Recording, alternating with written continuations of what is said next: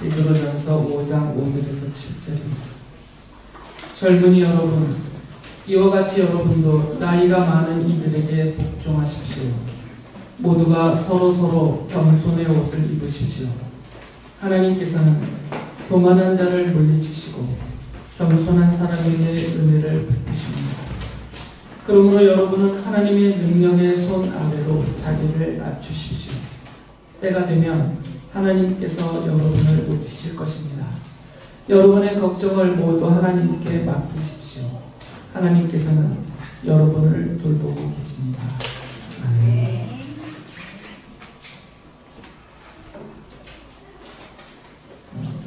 베드로 사도가 고린도전서 5장 1절부터 4절까지에서는 교회 지도자들은 성도들의 모범이 되어야 된다라는 말씀을 강조하셨고요. 그리고 이어서 5장 5절부터는 베드로는 이제 성도들을 젊은이라고 표현합니다. 나이가 어린 아이들을 말하는 게 아니고요. 왜 그러냐면 베드로는 교회 지도자들을 장로라고 불렀거든요. 이건 장로라는 것은 직책이 아니라 나이가 좀 더 많을 뿐만 아니라 교회 지도자로 있는 사람들을 통칭해서 하는 말이었어요.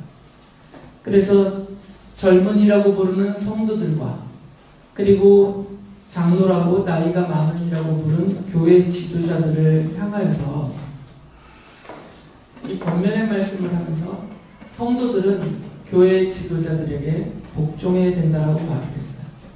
교회 지도자들은 성도들에게 본이 되어야 되고 모든 선한 행실에 모범이 되어야 되고 또 성도들은 교회 지도자들에게 복종해야 된다 이런 말을 합니다. 베드로전서 5장 5절을 다시 보면 이렇게 말해요. 젊은이 여러분, 이와 같이 여러분도 나이가 많은 이들에게 복종하십시오 라고 말해요. 사도 바울은 그 중에서도 특히 하나님의 말씀을 가르치는 교회 지도자들을 더 존경해야 된다라고까지 말을 해요. 디모데전서 5장 17절에서 이렇게 말합니다. 잘 다스리는 장로들은 2배로 존경을 받아야 합니다. 특히 말씀을 전파하는 일과 가르치는 일에 수고하는 장로들은 더욱 그러하여야 합니다.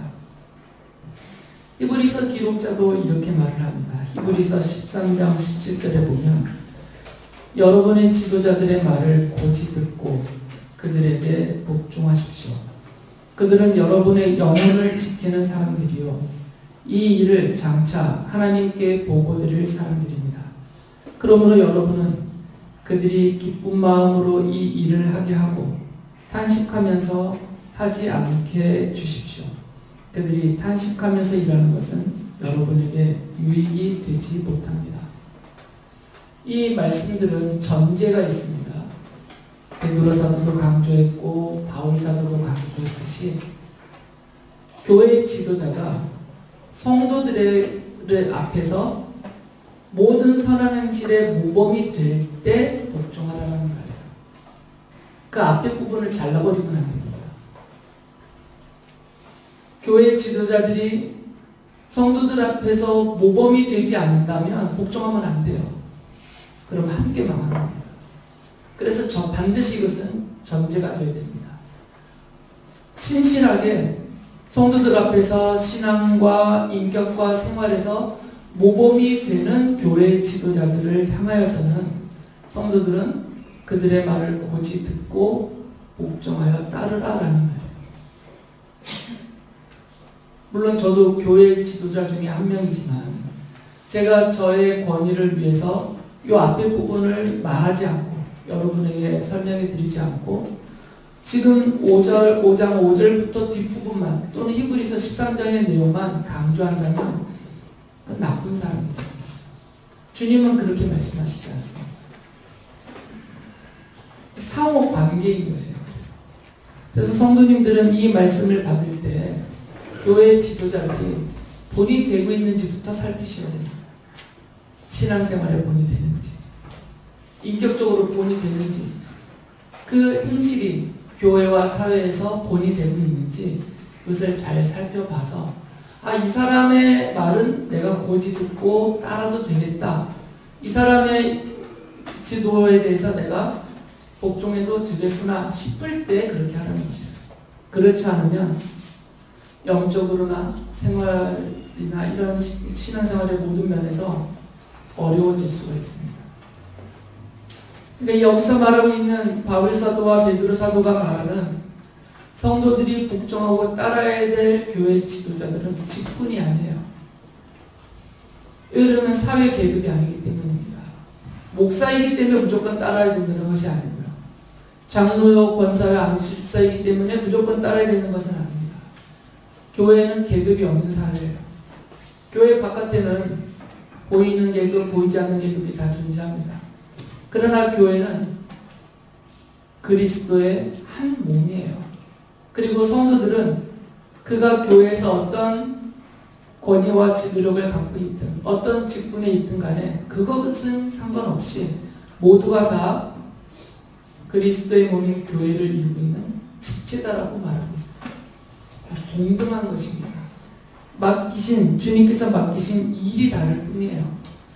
그러니까 그 직분의 권위에 무조건 복종하라는 말이 아니라 그 직분을 맡아서 일하고 있는 그 교회 지도자들의 본을 보면서 복종하고 따르라라는 말씀이에요. 그래서 여러분 이것이 첫 번째입니다. 이것은 명령이니까 주님께서 바울을 통하여서 교회와 성도들에게 주신 권면일 뿐만 아니라 명령이니까 복종해야 돼요. 그러나 첫 번째로는 본이 되는지를 살피셔야 되는 겁니다. 두 번째로 생각하셔야 될 것은 바울 사도가 이런 말을 해요. 골로새서 1장 25절에 보면 나는 하나님께서 여러분을 위하여 하나님의 말씀을 남김없이 전파하게 하시려고 내게 맡기신 사명을 따라 교회의 일꾼이 되었습니다. 교회의 지도자들은 다 교회의 일꾼이에요. 내가 잘나서 그 지도력을 획득한 것이 아니고 주님께서 교회와 성도들을 위하여서 일하라고 주님의 뜻을 받들어서 주님이 사랑하시는 교회와 성도들을 위해서 신실하게 일하라고 그 일을 맡기신 교회의 일꾼이라는 것입니다. 목사님 저도 교회의 일꾼이에요.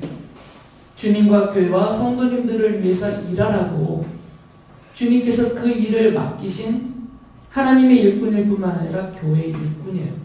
이걸 늘 기억하고 계셔야 됩니다. 교회 지도자들 스스로도 나는 교회의 일꾼이다 이 생각을 가지셔야 돼요. 그래서 교회의 직분은 목사를 비롯한 누구든 간에 교회의 직분은 명예직이 아닙니다.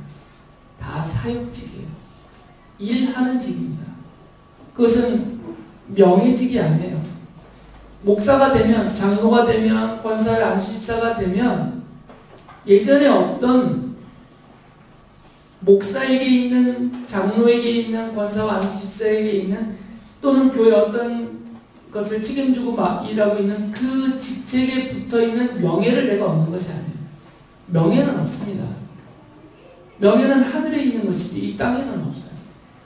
다만 일만 있는 것입니다. 그래서 교회 지도자들은 일하는 일꾼이에요. 교회를 위해서. 이것을 잊지 말아야 됩니다. 그리고 성도님들도 교회 지도자들을 그 관점으로 보셔야 돼요. 주님을 위해서, 교회를 위해서, 그리고 성도인 나를 위하여서 일하는 일꾼이다라는 이런 관점으로 대하셔야 됩니다. 그래야 세상적인 추앙함과 떠받들미 교회 안에서는 없어지게 돼요. 이런 생각을 안 가지면 교회 안이나 교회 바깥이나 똑같아져요. 이 직분을 상위 계급으로 인정해버리는 순간 교회는 주님의 몸이 되지 않습니다. 사람들의 무리가 되버려요. 그래서 바울 사도가 얼마나 권위가 있는 분입니까? 모든 교인들이 추앙하는, 존경하는, 그리고 아주 강한 그런 리더십이 있는 분임에도 불구하고 바울 사도 자신은, 베드로 사도도 마찬가지예요. 베드로 사도도 계속 자신을 종이라고 부릅니다. 이 믿음의 선배들과 사도들조차도 자신들을 일꾼으로 여겼어요. 그리고 성도들에게 이렇게 솔직하게 인정하며 고백합니다. 우리를 일꾼으로 여기라라.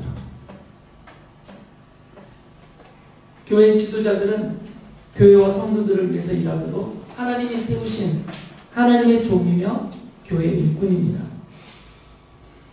그런 관점에서 보시라는 거예요. 그렇다면 여러분이 본을 삼을 만한 교회 지도자들이라면 이분들의 지도력에 순종하고 복종하는 것은 그들에게 그 일을 맡기신 누구에게 복종하는 것이겠어요?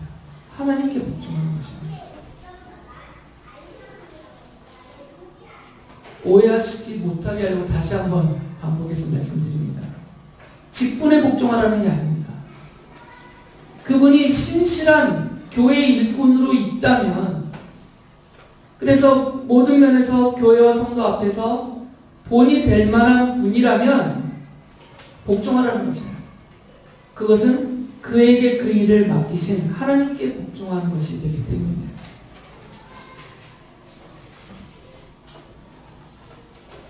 그러니까 어떤 특정한 개인에게 복종하면 안 됩니다. 그리고 어떤 직분의 사회 계급적인 차원에서 복종하면 안 돼요. 그건 하면 안 되는 일이에요. 적극적으로. 억지로라도 그렇게 해서는 안 됩니다. 그러니까 이 베드로의 말은 교회 지도자로 있는 사람들, 그리고 또 그 지도를 받고 있는 성도들 모두가 다 정신을 차려야 되는 거예요. 생각을 많이 해야 됩니다. 그래서 신앙생활은 가볍게 하면 안 돼요. 고민을 많이 하고 생각을 많이 해야 돼요. 하나님 앞에서 내가 어떤 자인지를 깊이 생각해야 돼요. 내가 교회에서 어떤 존재인지를 생각하고 내가 교회에서 하는 이 일이 어떤 의미와 가치가 있는지를 생각을 많이 해야 돼요. 그리고 내가 교회에서 마주하여 대하는 교회 리더들이든 성도님이든 누구든 우리 꼬맹이 아이들까지도 생각을 많이 하면서 대해야 돼요. 그래야 우리가 성도답고 교회답고 그리스도의 몸으로서 교회가 세워질 수가 있어요. 생각을 깊이 안 하게 되면 이 말씀들이 우리의 생각과 마음에 남아있지를 않고요. 그냥 이제 제가 설교 한번 하고 나면 또 까먹어버리는 거죠. 그러면 또 서로를 대할 때 교회 바깥에서 사람들을 대하는 것과 똑같은 관계와 그런 관점으로 대하게 되는 것이죠. 그러면 교회는 그리스도의 몸이 아니죠. 하늘에 속한 백성들의 신령한 그리스도의 몸이 되지를 못해요. 그래서 이 부분을 여러분들이 명심을 해야 됩니다.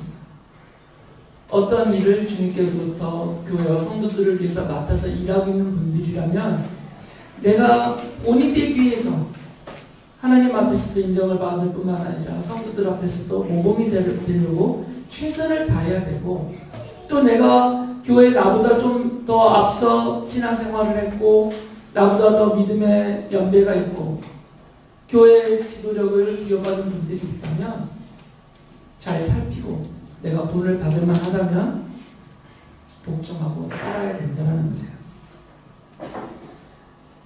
그런데 말씀드렸듯이 이것은 사회적인 계급과 관계하고는 다른 곳이 교회이기 때문에 반드시 필수 요인이 있어요. 요소가. 이렇게 지도함과 복종함의 관계 안에 반드시 없어서는 안 되는 요소가 있습니다. 베드로 사도가 그 부분을 강조를 해 주었어요. 먼저 베드로가 이 말을 하기 전에 마음에 늘 생각하고 따르는 주님의 말씀이 있었습니다. 예수께서 마태복음서 18장 4절에서 이렇게 제자들에게 말씀하셨어요. 그러므로 누구든지 이 어린아이와 같이 자기를 낮추는 사람이 하늘나라에서는 가장 큰 사람이다. 자신을 낮추는 사람이어야 된다는 얘기예요. 하나님께로부터 인정받는 사람들이 어떤 사람이냐면 자신을 낮추는 사람이에요. 얼마큼까지 낮춰야 되냐면 어린아이와 같이 낮춰야 돼요. 겸손해야 된다는 것입니다. 이 말씀이 베드로에게 강하게 있기 때문에 베드로가 성도들을 향해서 이렇게 권면한 것이에요. 베드로전서 5장 6절에 보면 그러므로 여러분은 하나님의 능력의 손 아래로 자기를 낮추십시오. 때가 되면 하나님께서 여러분을 높이실 것입니다. 베드로 사도가 말하고 있는 겸손은, 그리고 주님과 성경이 말하고 있는 겸손은 사람 앞에 자신을 낮추는 것이 아니에요. 하나님 앞에서 자신을 낮추는 거예요. 하나님 앞에서 자신을 낮추는 것이 진정한 겸손이에요. 왜 그러냐면 사람들 앞에서 자신을 낮추는 것이 우리의 보기에는 겸손을 보일 수는 있지만 다른 뜻이 얼마든지 있기 때문이에요. 사람 앞에서 자신을 낮출 때 태도는 겸손한 태도를 갖지만 마음으로는 그 태도를 통해서, 자신을 낮추는 태도를 통해서 다른 것을 생각하거나 얻으려는 그런 의도가 충분히 있기 때문이에요. 이건 진정한 겸손이 아니에요. 성경이 말하고 있는, 사도들이 말하고 있는 겸손은 하나님 앞에서 나를 낮추는 거죠. 하나님 앞에서 나를 낮춰야 진심으로 사람 앞에서 자신을 낮출 수가 있습니다. 그래서 자칭 겸손하다라고 주장하는 사람들이 하나님 앞에서는 자신을 엄청 낮춰요. 그런데 사람들 위에는 군림하려고 합니다. 하나님과 사람을 따로 보기 때문이에요. 성경적인 겸손은 하나님 앞에서 자신을 낮춤으로 인하여서 자기 아래 사람이 없는 상태가 되는 거죠. 왜 그러냐면 하나님 앞에서 우리가 고개조차 쳐들 수 없고 자신을 높일 수 있는 것이 하나도 없거든요. 하나님 앞에서는. 뭐가 있겠어요? 우리의 생명도, 우리의 모든 소유도, 우리의 지혜나 지식이나 우리의 개인적인 능력도, 우리의 사업장이나 무엇이든 하나님의 은혜로 우리가 다 받은 것이거든요. 그러니까 하나님 앞에서 뭘 내놓으면서 자신을 높일 수 있는 게 하나도 없는 것이에요. 이 상태가 사람들 앞에서도 그대로 적용이 돼야 되는 것이죠. 왜 그러냐면 내가 저 사람보다 나를 높이며 내어놓을 수 있는 것은 없으니까. 내가 더 잘났다라고 말하려면 상대방보다 내가 좀 더 내놓을 만한, 나를 높일 만한 뭐가 있어야 되잖아요. 그걸 내놓으면서 내가 당신보다 낫다 이렇게 말하거나 스스로 생각이라도 할 텐데, 하나님 앞에서 우리가 내놓을 것이 아무것도 없다면 나는 빈손이라는 것이잖아요. 그런데 하나님 앞에서는 아무것도 없습니다 하고 다 내려놓고 사람 앞에 갈 때는 이걸 혹시 막 주워가지고 막 드러내놓고 하는 게 얼마나 이중적이에요. 이 자체가 겸손이 아니라는 겁니다. 그래서 베드로 사도가 베드로전서 5장 5절에서 이렇게 말씀하신 거예요. 모두가 서로 겸손의 옷을 입으십시오. 하나님께서는 교만한 자를 물리치시고 겸손한 사람에게 은혜를 베푸십니다. 서로 겸손하라는 거죠.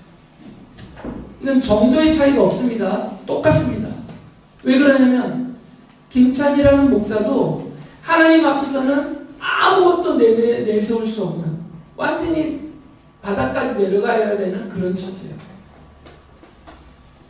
민혁이도 규표도 저랑 하나님 앞에서는 똑같은 자리에 있어요. 하나님 앞에 서 있는데 제가 나이가 좀 더 많다고 또 목사라고 해서 민혁이보다 조금 높은 자리에 올라서서 하나님 앞에 서 있겠어요? 이 생각 자체가 교만하는 거예요. 하나님 앞에서는 우리가 만약에 하나님 앞에 쫙 도열했다면 다 같은 높이 같은 자리에서 쫙 서 있어요. 높고 낮음이 없습니다. 그런데 어떻게 사람들끼리는 서로 높고 낮음을 제기하고요.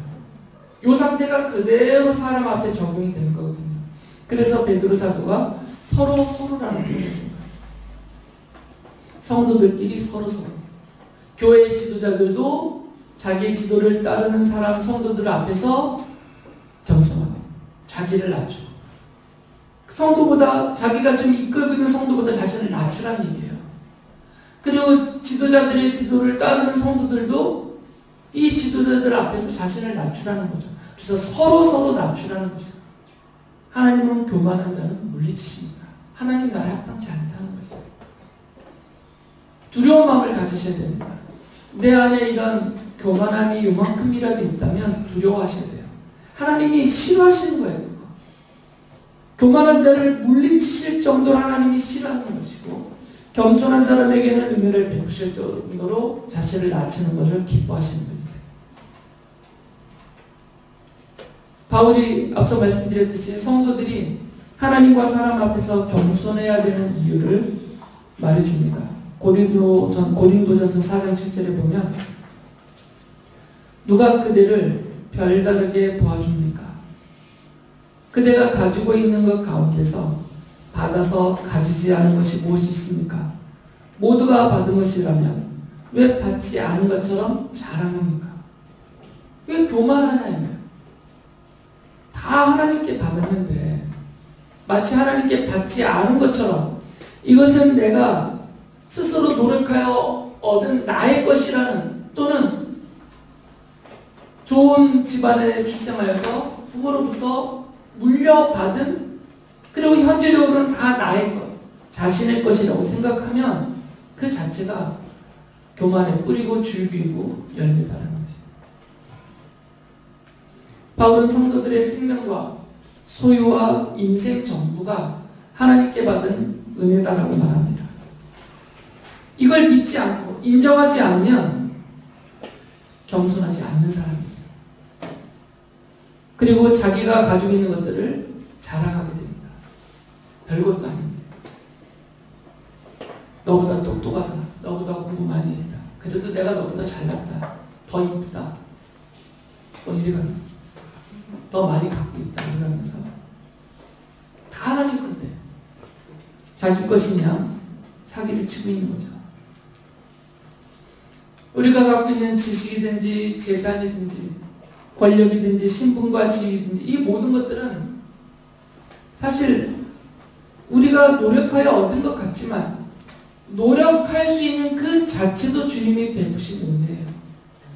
주님이 생명을 주시지 않았다면, 우리의 육체를 돌보셔서 건강을 주시지 않았다면, 직접적으로 간접적으로 내가 이것들을 얻을 수 있는 환경을 허락해 주시지 않았다면 우리가 하나도 얻을 수 없는 것들이거든요. 바울 사도는 이 겸손에 대해서 두 가지 방면에서 말합니다. 첫째는 태도에 대해서 말해요. 에베소서 4장 2절에 보면 겸손함과 온유함으로 깍듯이 대하십시오. 오래 참음으로써 사랑으로 서로 용납하십시오. 겸손은 태도예요. 상대방을 대하는 태도. 그런데 그 태도는 깍듯함에서 나옵니다.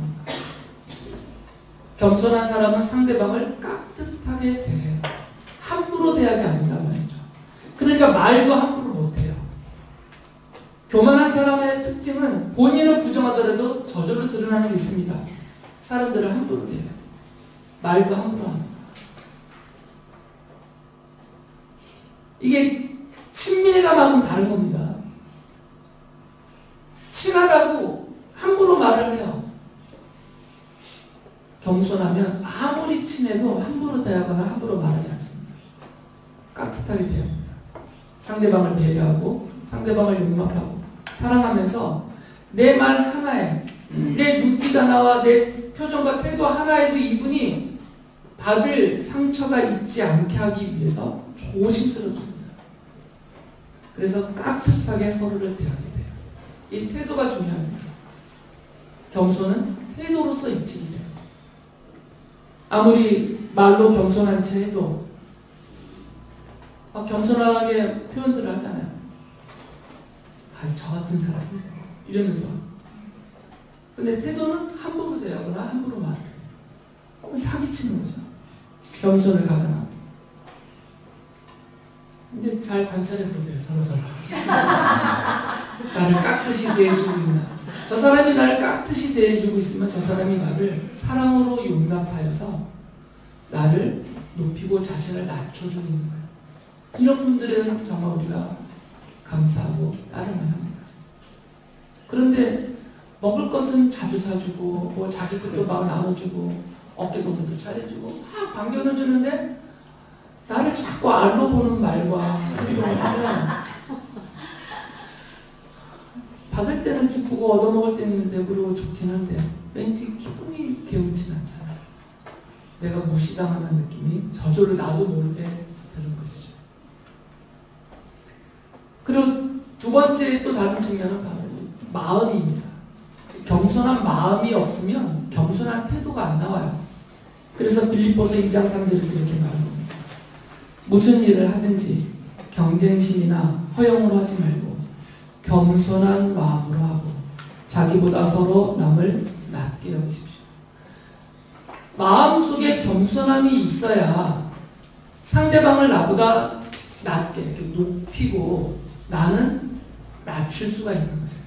마음이 없는데 어떻게 그 겸손함이 태도로 나타나겠어요? 말은 할 수 있어요. 가장은 할 수 있습니다. 그러나 진심으로 겸손한 태도는 가질 수가 없어요. 그래서 이 마음과 겸손한 마음과 겸손한 태도가 진실하게 겸손으로 나타나는 거죠. 둘 중에 하나만 없어도 이것은 사기입니다. 다른 뜻을 갖고 있는 거죠. 성자 하나님께서 인간으로 이 땅에 오셔서 그리스도로서 우리를 대신하여서 십자가에서 죽으셨습니다. 그리고 우리가 이미 믿고 있듯이 예수 그리스도는 십자가에서 죽으시고 무덤에 장사되었다가 3일째 되는 날에 부활하셨습니다. 부활하신 예수 그리스도는 하늘로 오르셔서 성자 하나님으로서 본래 계셨던 그 하나님의 보좌에 앉으셨어요. 하나님께서 예수 그리스도의 십자가 복음으로 우리에게 생명을 주셨고 하늘과 땅에 약속하신 복을 은혜로 받아 누리게 하셨습니다. 겸손하지 않을 수 없어요. 이 모든 것을 우리가 믿음으로 받고 있다면 주님의 십자가와 그 부활을 믿는 성도들에게 자기 자랑과 교만은 그래서 합당하지 않은 것입니다. 맞지 않는 것이에요. 그래서 베드로 사도가 겸손의 옷을 입으라고 말한 겁니다. 교만과 자랑의 옷을 벗어버리고 서로서로 겸손의 옷을 입어야 됩니다. 그러면서 베드로 사도가 이런 약속을 합니다. 성도들이 자기 자랑과 교만에 빠져서 자랑과 교만에 빠져 있으면 걱정이 사라질 것 같죠. 오히려 더 늘어납니다. 그 인생의 걱정을 스스로 짊어지지 않고 하나님과 성도들 앞에서 자기를 낮추면서 하나님께 맡기면 겸손하게 하나님께 맡기면 하나님께서 기뻐하시면서 돌봐주실 것이다. 이렇게 약속을 해요. 베드로전서 5장 7절에 보면 여러분의 걱정을 모두 하나님께 맡기십시오. 하나님께서는 여러분을 돌보고 계십니다. 자랑하면서 교만한 사람들은 걱정을 자기 어깨 차곡차곡 쌓습니다. 교만할수록 걱정은 늘고요. 자랑질할수록 걱정거리는 더 늘어납니다. 하지만 자신을 낮추고 하나님의 능력의 손아래 자기를 낮추고 사람들 앞에서 자신을 낮추는, 그래서 겸손한 마음과 태도로 살고자 하는 사람들은 그 걱정거리가 덜어집니다. 점점 줄어들어요. 왜 그러냐면 자신을 낮출수록 하나님 앞에 모든 것을 맡기게 돼요. 자신의 무능력을 인정하기 때문에. 그러면 그것을 보시고 들으시는 하나님께서 기뻐하시면서 돌봐주시거든요. 그러면 인생의 걱정거리가 줄어들 수밖에 없습니다. 왜 나의 인생 걱정거리가 이렇게 갈수록 늘어나고 무거워지느냐? 나도 모르게 내가 자랑질을 하고 있거나 교만하기 때문이다 라는 생각을 가지셔야 돼요. 100% 그런 것은 아니다 할지라도 그런 요인이 분명히 많습니다. 그래서 교회 지도자들은 성도들을 위해서 일하는 하나님의 일꾼이며 교회 일꾼으로서 성도들을 겸손한 마음으로 겸손하게 깍듯이 대해야 됩니다. 교회 지도자들이 성도들에게 그래서 막 반말을 하거나 하대를 하거나 그러면 안 돼요. 깍듯이 해야 됩니다. 제가 제 아내에게 자주 구박하는 게 있어요. 성도님들과 워낙 친근하다 보니까 자꾸 말을 놔요. 나이도 어려서 그런지. 제가 못하게 하거든요. 근데도 이게 너무 기쁘고 좋으면 자꾸 말을 짧게 하더라고요. 하지 말아요. 기분 나빠하실 분이 있으셨다면 용서해 주세요. 악의를 갖고 하는 건 아닙니다. 너무 좋아하다 보니까 한대요, 보면. 무장해제되듯이. 성도님들도 교회 지도자들을 하나님이 세우신 하나님의 일꾼으로 받아들이면서 겸손한 마음으로 그들의 말을 고지 듣고 복종해야 됩니다. 이렇게 성도들이, 지도자들과 성도들이 함께 서로서로 겸손의 옷을 입으면 교회가 주님의 몸으로, 그리스도의 몸으로서 거룩하고 아름답고 능력 있게 세워질 수 있습니다. 하나님께서는 성도들이 서로서로 겸손하게 자신을 하나님과 성도들 앞에서 낮추면 약속하신 대로 성도들을 돌봐주시고 높여주실 것입니다.